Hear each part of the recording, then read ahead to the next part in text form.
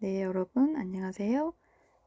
이 안내는, 과제를 좀 다시 설명드리는 필요성을 좀 느꼈고요. 어, 어저께, 어저께라 하면 지금 오늘이 10월 22일이고요.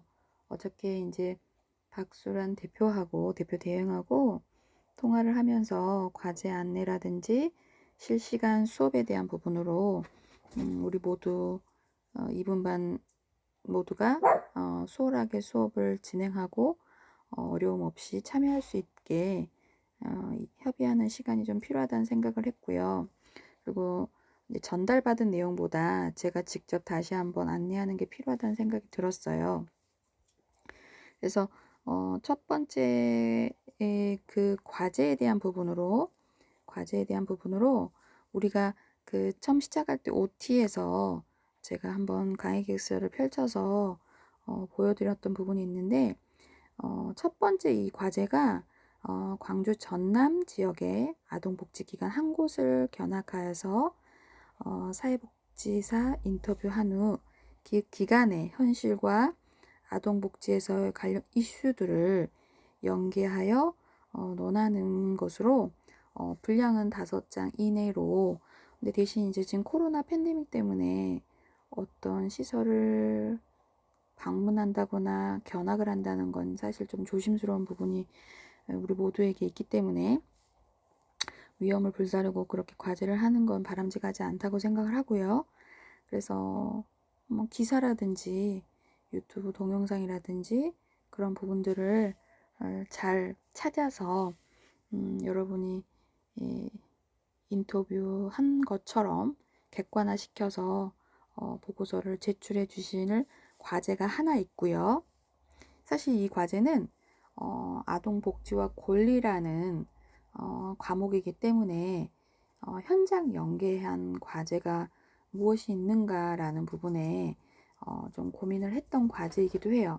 여러분을 힘들게 하려고 했던 과제가 아니고 여러분이 이제 사회에 나가야 되는 4학년으로서 이런 전문가들의 관심, 이야기, 그리고 시야 확보, 그러니까 귀를 기울이고 눈을 뜨게 되고 이런 도움을 필요로 하는구나, 이런 부분을 어려워하는구나 라는 부분에 대해서 관심을 갖기를 바라는 과제였고요. 그 다음에 지금 두 번째 과제는요. 두 번째 과제는 사실 이것도 이제 실시간 수업을 하면서 제가 다시 한번 꼭 보여드리려고 하는 부분인데요. 이거는 제가 이제 했던 자료는 아니고 보건복지부 자료이기도 해요. 그래서 이제 보건복지부가 장기비 종사자 2년 이상 현장을 떠나와 있는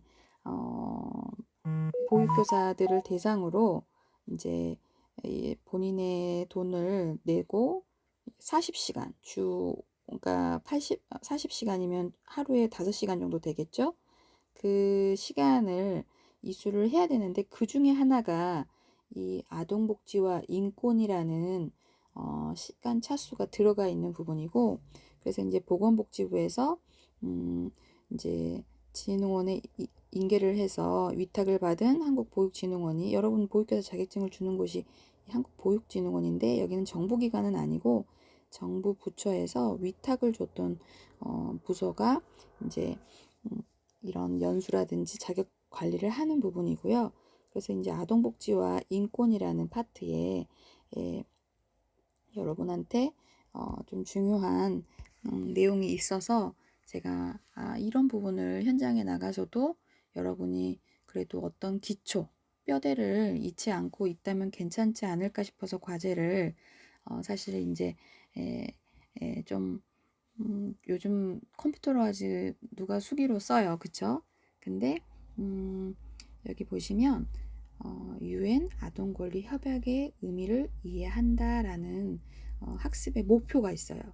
내용을 이해하고 의미를 이해하고 UN 아동권리 협약에 대한 부분이 우리 교재에서도 사실 제가 이제 이 딱딱하고 어려운 뭐 법이라든지 영유아 보육법 나오고 역사가 나오고 세계 여러 나라의 복지와 권리를 사실 우리가 그렇게 익숙하게 들었던 부분이 아니다 보니 사실 여러분도 어렵고 저도 학부 때 어떻게 들었는지 그 느낌을 알기 때문에 참 이 과목 너무 매력적이지 않다라고 생각하는 어려움을 갖고 있어요. 이 과목에 대해서.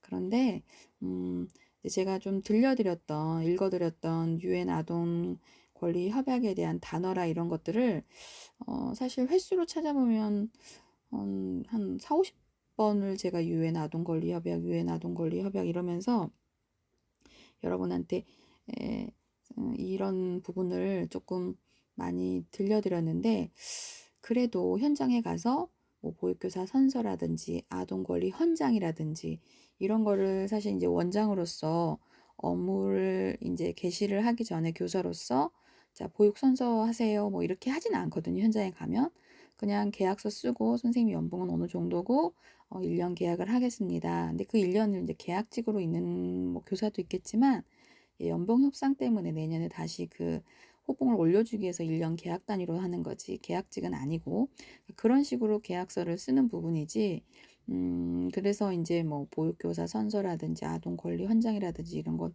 사실 토요일 날 제가 운영했던 한전 어린이집 같은 경우는 토요일 날 한 달에 한 번 교사들끼리 모여서 세미나도 하고 여러 협안에 대한 협의할 부분들을 이제 애들 없을 때 좀 편안하게 모여서 세미나 아니면 환경 정리 그런 부분들을 조금 이제 고민하는 시간을 갖는데 저하고는 1학기 때 정신건강론을 만났었고 이번 2학기에는 아동복지와 권리라는 과목인데 그 중에 가장 많이 들었던 단어가 유엔 아동권리 협약이라는 내용의 부분이라서 그렇다면 이 유엔 아동권리 협약을 제가 안내했던 건 한 40조 까지예요.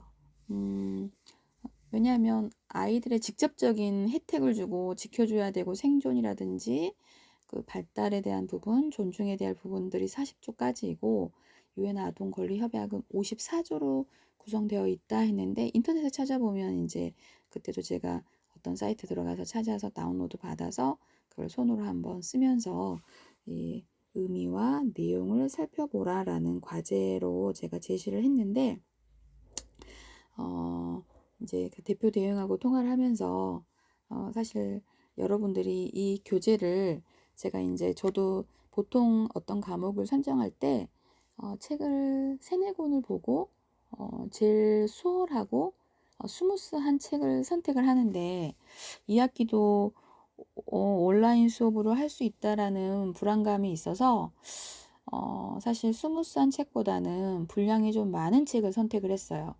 보통 책을 두세 권을 섞어서 수업을 하는데 그러기에는 여러분이 4학년 2학기고 사실 2학기에는 취업에 대한 부분이 고민이 많지 지금 뭔가 과부하 걸려서 막 과제물을 열심히 해야 되는 그런 상황은 아니기 때문에 저도 몇 년 전까지 여러분의 선배들을 푸르니 원장으로서 면접을 받던 이제 인사를 담당하던 시설장이었기 때문에 여러분이 지금 이제 막 자기소개서 쓰고 이력서를 어디다 써야 될지 탐색하고 11월 어느 날 또 이제 면접을 보는 그런 상황들을 그런 스케줄을 그려보고 있는 사람이라서 과제물을 막 머리 써가면서 스트레스 받아가면서 하는 게 아니라 조금 좀 수월하게 컴퓨터 없이도 할 수 있는 교재만 있다면 그래서 그런 과제를 아마 4학년까지 과제물을 자필로 써서 내는 과제물을 손에 꼽을 거라고 생각이 들어요. 제가 학부 때 과제를 몇 번 안 쓰고 컴퓨터로 이제 제출하는 시대였기 때문에 90년대 중반에요. 근데 여러분은 다 컴퓨터로 내는 시대이잖아요. 근데 4학년 2학기 마지막 학기에 이렇게 자필로 여러분의 힘을 실어서 유엔 아동 권리 협약을 힘있게 쓰신다면 나중에 여러분이 유엔 아동 권리 협약서를 체결하는 곳에서 일을 할 수 있는 기회가 있을 수도 있다는 생각이 들어요. 그쵸? 그리고 참고로 유엔 아동 권리 협약은 우리 교재에 389페이지 부록에 389쪽부터 아주 친절하게, 사실 책을 얼마나 탐색을 했는지는 모르겠어요. 근데 1부, 2부, 3부로 해서 나와 있어요. 여러분 54조까지 407페이지까지. 그래서 이렇게 친절하게 과제도 안내합니다. 네.